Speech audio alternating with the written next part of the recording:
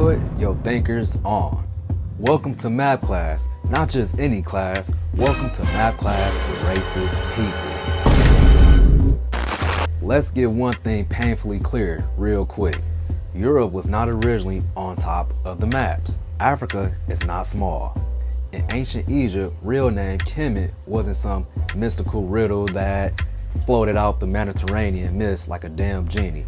Nah, what you got taught in school, it was a visual lie, a global gaslight, a trick designed on purpose to make white dominance look natural and to make African brilliance vanish. But today, we flipping it back because long before maps got redrawn to crown Europe, Kemet was already busy measuring time. You know, impressive shit, building pyramids and teaching the damn stars what time it was. Meanwhile, most of Europe, they were huddled in caves trying not to freeze to death. Oh no! Respectfully. This is geography and history. This is map rehab.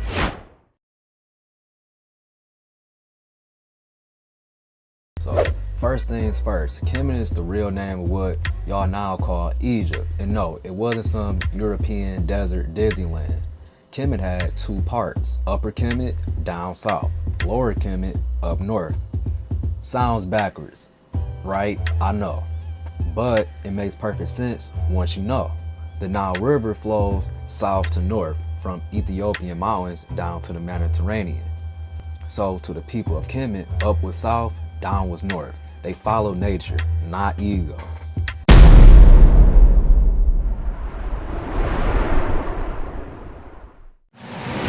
Kemet wasn't some dusty ass place in no man's land. What is it that? Sat at the crossroads of three highways, the Nile River, that's life itself, the Red Sea. It links Arabia and Asia. The Mediterranean was a doorway to Europe. They weren't isolated, they were plugged the fuck in. Exporting grain, gold, papyrus, perfume, importing tech, ideas, art. This wasn't the end of the world, it was the center. Remember that.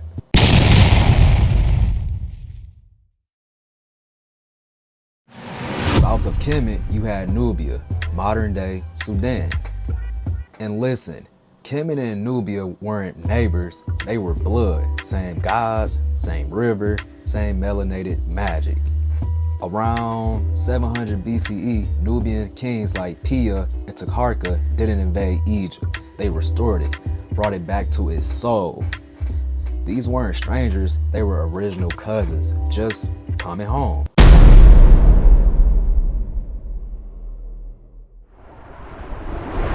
Now, Aswan, deep southern Kemet. This place was loaded with power. The Nile flooded there, rich soil. They built giant rulers to track the river.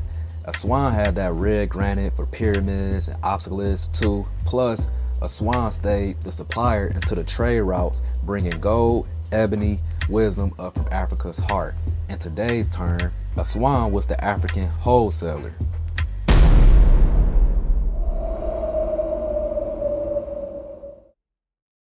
Fast forward to 3100 BCE, King Narmer, the first pharaoh, united Upper and Lower Kemet. Boom. Builds the capital city, Memphis. Perfect spot sitting between the two. Memphis, politics, religion, architect, temples to Ptah, tombs at Saqqara, and a place in the center. It was black excellence in full structure.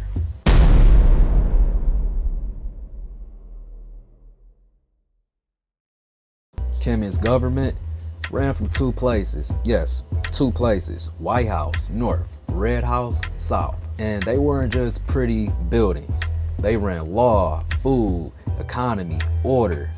Red and white, it matches the land itself. North had white limestone. South had red desert. It built a sort of built-in balance. And if White House sounds suspiciously familiar, oh, you're gonna love what I have to say. Stay to the end of the video. Yeah, boy.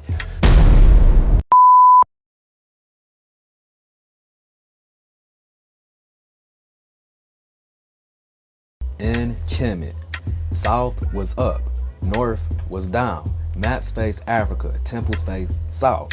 Perspective followed the source. Then Europe took over, flipped the map, now Europe's sitting on top. Africa looks tiny. not geography. This is psychology. Because if you're on top, you look superior. If Africa's small, it feels unimportant. Mind games, not facts.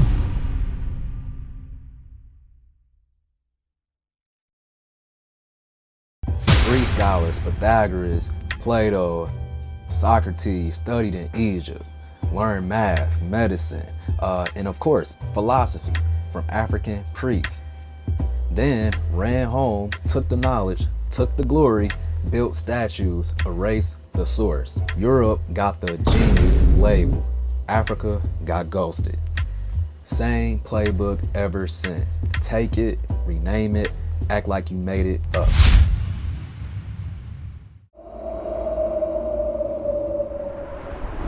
Now, hop to America, city called Memphis, Tennessee, right next to the big ass river, the Mississippi. Sounds familiar? Just like ancient Memphis by the Nile, this name wasn't random. They wanted to attach to greatness, the symbolism, the power.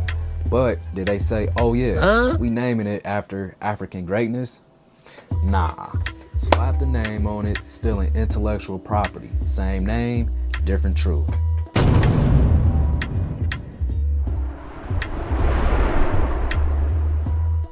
All right, class. Map class for racist people pop quiz. Why is Europe always at the top of the map? A, God lives there. B, compass says so. C, Europe wanted to feel tall. D, Africa said, go ahead, king. E, white supremacy needed visual proof to sleep at night. Take your time, it's a lot. This counts for 95% of your colonizer GPA. If you pick C or E, congrats, you pass. If you pick D, you trolling, and I see you. If you pick A or B, you just dumb as fuck.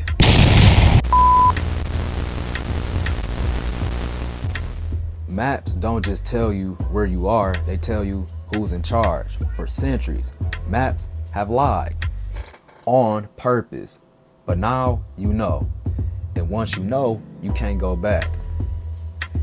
Kemet was African. Africa was never small, and maps don't define truth. They distort it. Put your thinkers on. It's Hef, free game. Speaking of free game, join my Discord down below.